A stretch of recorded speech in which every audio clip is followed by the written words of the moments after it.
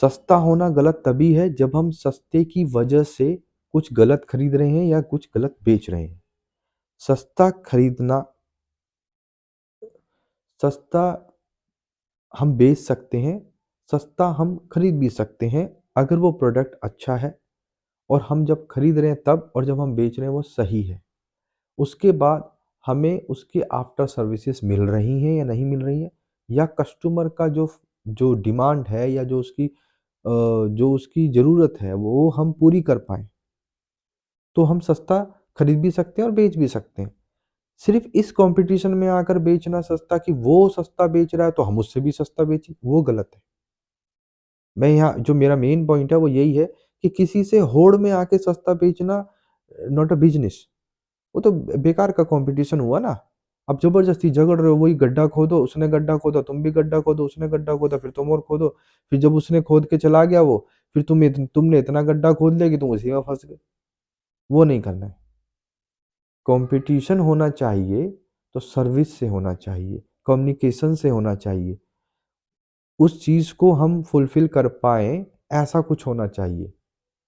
जब ज़रूरत पड़ती है आप देखिए कुछ सेगमेंट होते हैं, जैसे मैं आपको बताता हूँ, खिलौने की दुकान ले लीजिए आप।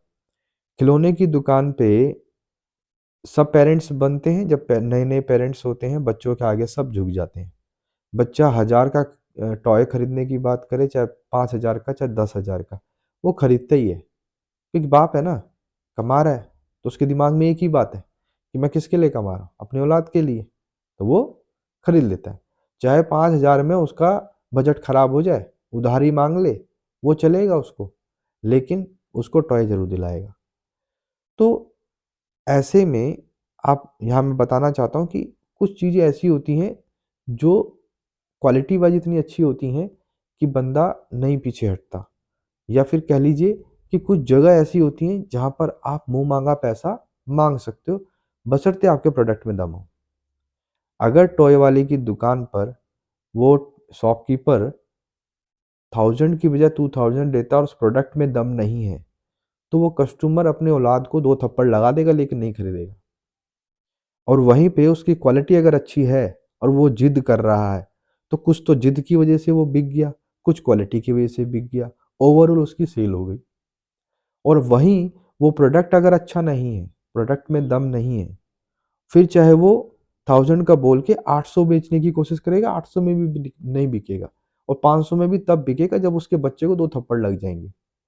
कहने का मतलब है अब वो उस दुकानदार के पास दोबारा नहीं आएगा, क्योंकि अपने बच्चे को भी 2 थप्पड़ मार दिए। बेशक 50% डिस्काउंट पे ले गया वो, लेकिन वो दोबारा दुकान पे नहीं चढ़ेगा क्योंकि उसे पता है वो दुकानदार घटिया सामान 50% डिस्काउंट दे रहा है, लेकिन एक्चुअल में उसने उसमें कमाई वो 50% एक्स्ट्रा बोल के मुझे बेच दिया उसने।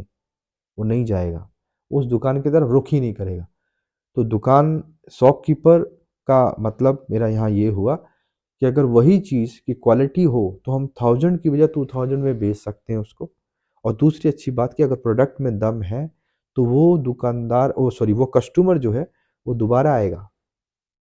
उसको पता है कि मेरे बच्चे ने इस टॉय से खेला था, बड़ा अच्छा टॉय है। कोई भी उसके घर में रिश्तेदार आएगा, बोलेगा बड़ा अच्छा क्वालिटी का टॉय है भाई, बड़ा ज़बरदस्त है। हाँ, मैंने वहाँ से खरीदा था। वो 4 लोगों को बताएगा, रेफरल बिज़नेस आ गया।